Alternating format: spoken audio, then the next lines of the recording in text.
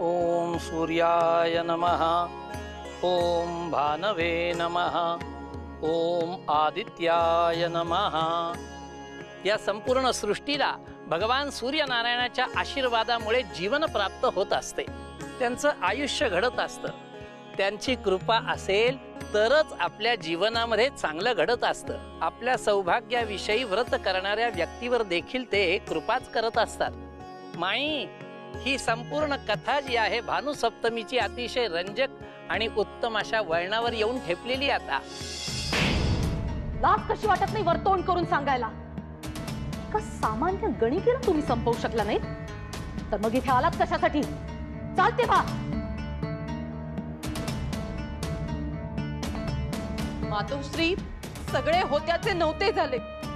ती इंदुमती वाचली, आणि नुसती वाचली नाही तर साक्षात वसिष्ठ मुनींनी तिचे प्राण वाचवले। याचीच भीती वाटत होती मला। कांचन, मला काही झालं तरी महाराजांना हे सगळं कळता कामा नये। घडला प्रकार त्यांना कळला तर होत्याचं नव्हतं होईल सगळं। एक चुकीची खेळी आणि संपूर्ण डाव उधळला गेला। महाराजांना जर हे सगळं कळालं तर त्यांच्या मनात पुन्हा करुणा आणि प्रेम जाग होईल त्या इंदुमतीसाठी। तिच्याबद्दलचा आदर आणखीनच वाढेल, कारण साक्षात वसिष्ठ मुनींनी तिला आश्रय दिलाय। पण हे सगळं घडलंच कसं? कारण ती इंदुमती आहे।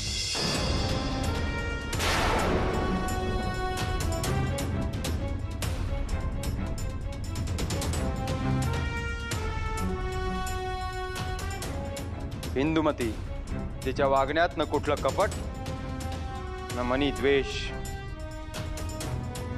तिला ठाऊक आहे केवळ तिचं प्रेम आणि तिचं सौभाग्य, ज्याची ती खरी भुकेली आहे। तिला सत्ता, राजघराणं, पद या कशाचाही मोह नाही।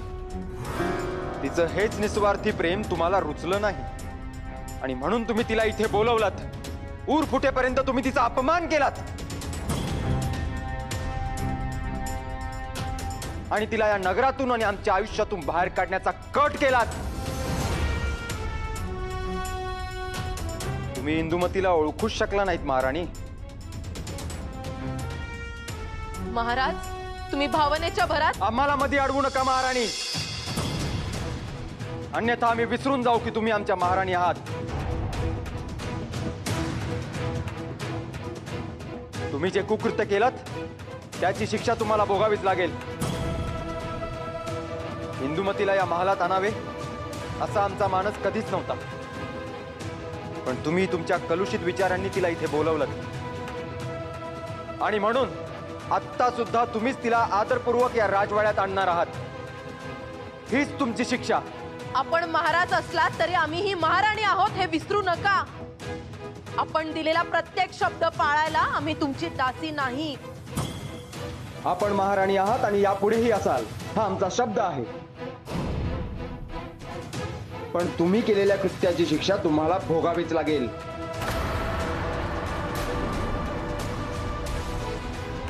अन्यथा राजाज्ञेचा भंग केलात म्हणून तुम्हाला अधिक कडक शासन करण्यात येईल।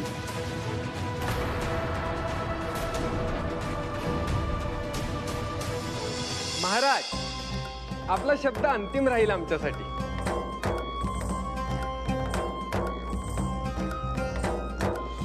महाराणींसोबत मी स्वतः जाईन, आणि इंदुमती,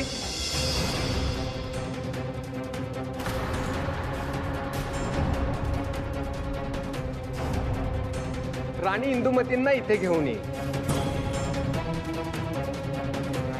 एवढी तत्परता आणि कार्यक्षमता दाखवू नका सरदार कुमार। तुमची वेगळी शिक्षा इंदुमती ठरवेलच। म्हणजे महाराज? वीरभद्र,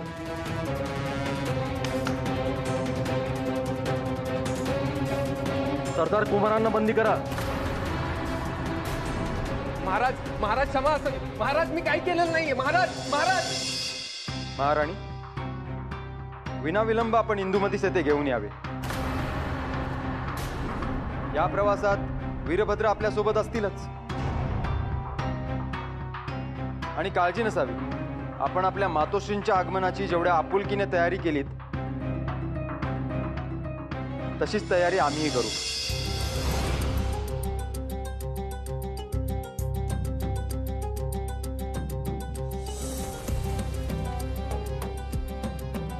मातोश्री, हे काय अपद्र घडू लागले आहे? सूर्यास्ताप्रमाणे आपले राज्य आपल्या हातून निसटून जाते की काय, असे आम्हाला वाटते आहे आता. शांत हो मुली. अगतिक होऊन कधीच प्रश्न सुटत नाहीत. प्रत्येक समस्येत संधी दडलेली असते, ती शोध. म्हणजे त्या रूपवतीस आणायला तू एकटीच जाणार आहेस? महाराज इथेच असणार. संपूर्ण प्रवासात तुम्हीच आहात. डाव असा खेळ की ती इंदुमती जिवंतच राहणार नाही. तिचा हा परतीचा प्रवास शेवटच्या पाठवणीचा प्रवास झाला पाहिजे. असं काहीतरी कर.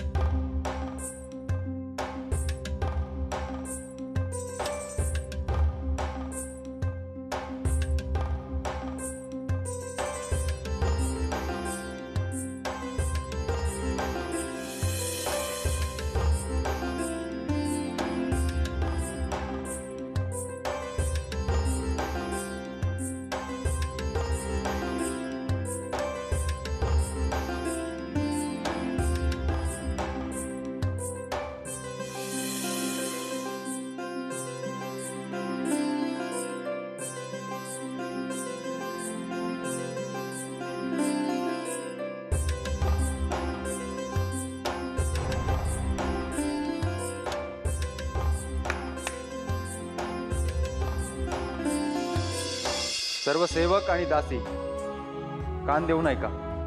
आपणा सर्वांना ज्ञात असेलच की या राज्याची नव्हे तर आमच्या मनाच्या राज्यावर प्रेम आणि राज्य करणारी इंदुमती हिचे आगमन होणार आहे. तिच्या स्वागतामध्ये कुठल्याही प्रकारची कमतरता येता कामा नये.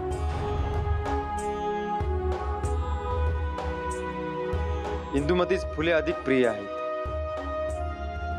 तिच्या सानिध्यात असताना तिचा सुगंध अधिक मोहक की फुलांचा, हाच प्रश्न पडतो. तेव्हा तिच्या स्वागतासाठी विविध प्रकारच्या फुलांच्या पायघड्या घालण्याची व्यवस्था करा. आजूबाजूच्या राज्यांमधून फुले आणा. संपूर्ण महाल पुष्प वर्षावाने न्हावून टाका. राजमाता, पाहिलं त्या गणिकेच्या स्वागतासाठी किती तयारी. महाराजांना एवढं प्रसन्न आम्ही आजवर कधीही पाहिलं नाही. आपण जेव्हा आलात तेव्हा महाराज उपस्थित देखील नव्हते. कदाचित असं तर नाही ना, त्या इंदुमतीच्या आगमनाने महाराणी कांचनमाला यांना दुय्यम स्थान. आपली पायरी ओळखून जीभ सैल सोडत जा.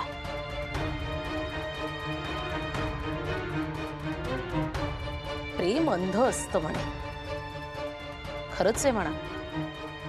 आता बघू यांची ही नव्याची नवलाई प्रत्यक्षात उतरते की महाराजांच्या स्वप्नातच राहते. म्हणजे पायातल्या वहाणेला मुकुट बनवायला निघालेत महाराज. पण आता या वहाणेचे तुकडे होऊन विखुरणार आहेत आणि यांच्या स्वप्नाचेही. पण खुद्द महाराणी कांचनमाला त्या इंदुमतीस आणायला गेल्या आहेत ना.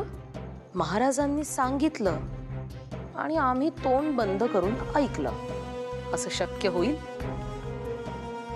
कांचनमाला त्या गणिकेला आणायला गेलीये, पण ती इथे येणारच नाही. तिचे दिवस आता भरलेत. महाराजांपेक्षा आतुरतेनं तिची वाट यमराज बघतायत. समजलं का? येऊ देत सारी पुष्प. तसंही तिचं मोहक पार्थिव सजवायला लागतीलच. ओम नमः शिवाय. ओम नमः शिवाय. हिच्याकडे बघून असं वाटत देखील नाही की ही सामान्य गणिका असावी, एका राजाची राणीच भासते जणू. महाराज समर यांनी तिच्याशी गांधर्व विवाह केलाय असं मला कळालंय. म्हणून तर राज्यातून कदाचित तिला बेदखल करून टाकलं असेल महाराणींनी. पण अशा गणिकेला साक्षात वशिष्ठ ऋषींनी आश्रमात प्रवेश दिलाय याच आश्चर्य वाटते मला. तिला म्हणे ऋषी सौभाग्याचे व्रत देणार आहेत. गणिकेला कशाला पाहिजे का सौभाग्याचं व्रत? आणि कसलं व्रत ते? भानू सप्तमीचं. तिला जमणार आहे की नाही कोणाच ठाऊक. महाकठीण आहे म्हणे ते व्रत. तुमचे बोलणे कानावर आले म्हणून सांगतो. गणिका, राजा, दास, दासी हे सर्व आपण निर्माण केले. मुनिवर म्हणतात ईश्वराच्या दृष्टीने मात्र सारे समान आहेत. तेथे कोणताही भेदभाव नाही. जो त्याची मनोभावे पूजा करतो, घेतला वसा टाकत नाही, त्याच्यावर प्रसन्न होऊन तो त्याची सर्व मनोकामना पूर्ण करतो. त्या स्त्रीला काय जमेल काय जमणार नाही याची चर्चा करेपर्यंत तिची पूजा देखील पूर्ण झाली. बघा,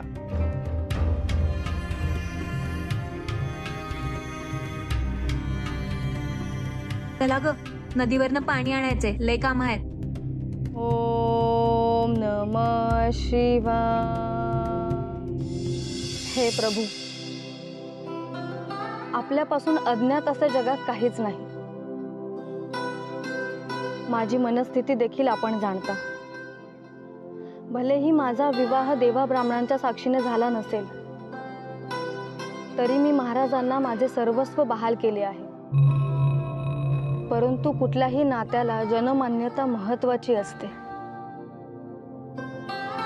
तिथेच मी अपुरी पडले प्रभू.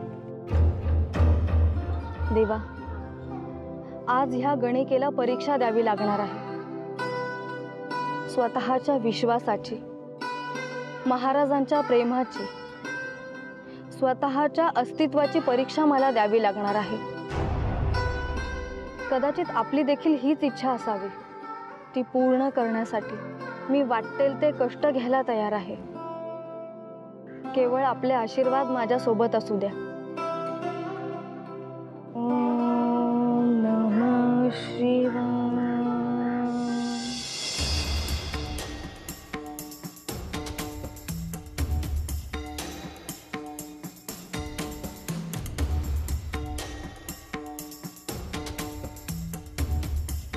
हे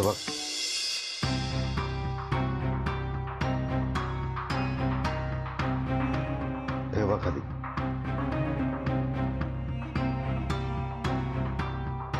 पोहोचलो का आपण आपल्या इप्सित स्थळी? महाराणी, अजून अवकाश आहे. मग का आपण इथे विश्राम करत थांबलो आहोत या वनात?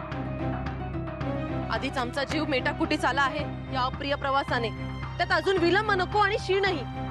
सत्वर निघा इथून. आणि काय सेनापती, तुम्हास तिचे नेमके ठिकाण माहित आहे ना? होय महाराणी, इथून जवळच आहे. अहो, मग कुठल्या मुहूर्ताची वाट बघताय? चला निघा. आणि वीरभद्र, ती मेली अभद्र जागी का आली होती? महाराणी, जागा अभद्र नसते, प्राक्तन वाईट असू शकते. आता हेच बघा ना, आपल्याला सुद्धा याच अभद्र जागी यावं लागलं. आणि महाराणी, आम्ही असं ऐकलं आहे की राणी इंदुमतींवर 2 शस्त्रधारी व्यक्तींनी हल्ला केला होता आणि प्राण वाचवण्यासाठी त्या जीव सांभाळत इथवर आल्या. तिथे त्यांची भेट वसिष्ठ मुनींबरोबर झाली. काय? इंदुमतीवर हल्ला झाला? पण एका सामान्य गणिकेवर कोण विनाकारण हल्ला करणार आहे? हल्ला विनाकारण नसेलच महाराणी. कुणाची तरी सूड बुद्धी किंवा पूर्व वैमनस्यातून झालेला असावा. महाराजांना कुमारांवर संशय आहे. अर्थात कुमारांचं त्यामागचं प्रयोजन काय हे अजूनही गूढच आहे. आणि जरी कुमारांनी केलं असेल तरी त्यामागची बुद्धी कुणाची?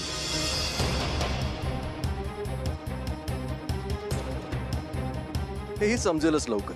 वीरभद्र, तुमचे हेरगिरीचे मनसुबे झाले असतील तर निघूयात का आता? आधी एकटाच येथे आश्रमात जातोय आणि इंदुमतीला घेऊन परत निघतो असं झाले आहे आम्हाला.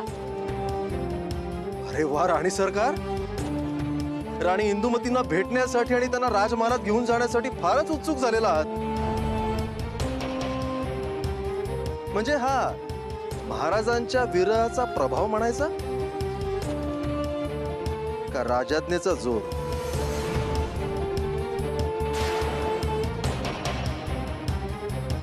निघूयात. चला रे, चला.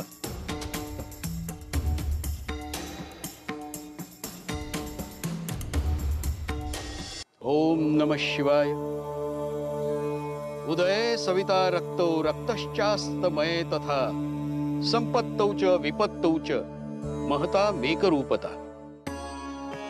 अर्थात उदय असो अथवा अस्त, सवितृ म्हणजे सूर्य जो कायम अविचल असतो, त्याचप्रमाणे प्रत्येक माणसाने आपल्या आयुष्यात अविचल असावे, स्थिर असावे. जगाला, या साऱ्या सृष्टीला ऊर्जा देणाऱ्या त्या भगवान सूर्य नारायणाला वंदन करून मी आज सौभाग्याच्या व्रताचा म्हणजेच भानुसप्तमीच्या व्रताचा उच्चार करतो. बालिके, जे व्रत तू स्वीकारू इच्छितेस ते सौभाग्याचं व्रत आहे, म्हणजेच भानुसप्तमीचं व्रत आहे. हे अत्यंत कठीण आणि मानसिक आघात करणारे असे व्रत आहे.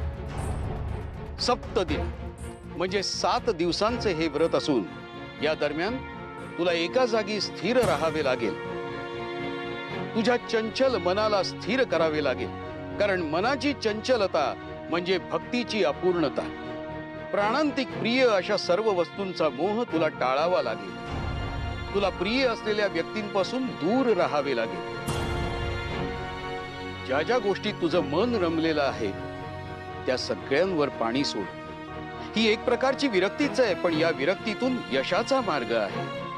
मुनिवर, आपण सांगाल त्या परीक्षेस मी योग्य उतरेन असा विश्वास आहे मला. मी प्रतिज्ञा घेते. आत्ता या क्षणापासून मी व्रतस्थ झाली आहे. आपण सांगाल त्या सर्व सूचनांचा मी स्वीकार करेन व पालन देखील. माझे परम प्रिय पती यांच्या मनात अढळ स्थान प्राप्त करेन. मुनिवर, माझे व्रत सफल व्हावे असा आशीर्वाद मला द्यावा. इंदुमती, कोणतेही व्रत हे प्रत्यक्ष ईश्वराशी संवाद साधण्याचे उत्तम माध्यम आहे. ते मध्येच सोडू नको. घेतला वसा टाकू नको.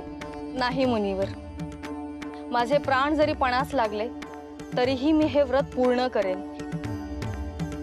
उतरणार नाही, मातणार नाही. घेतला वसा मी सोडणार नाही.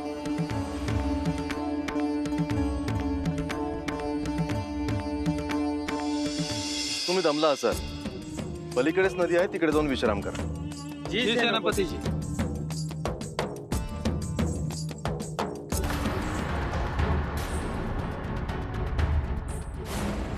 अरे माझ्या देवनटेश्वरा, हे तर सेनापती वीरभद्र. नक्कीच महाराणींनी यांना पाठवलं असणार आणि हे देखील इंदूचा शोध घेत असणार. महाराणी, आपण कशाला उतरलात? प्रवासाने दमला असाल. वीरभद्र, आपण आमची इतकी निगा राखत आहात म्हटल्यावर आम्हाला कशाला शीण येईल अथवा त्रास होईल? राणी सरकार, ते तर माझं कर्तव्यच आहे. आपण विश्राम करा. आपल्यासाठी मी फलाहाराची व्यवस्था करतो.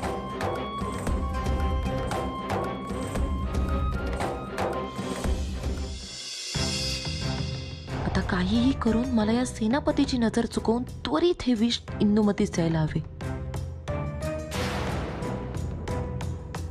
एकदा का तिने याचे सेवन केले की मला तृप्तीची अनुभूती प्राप्त होईल.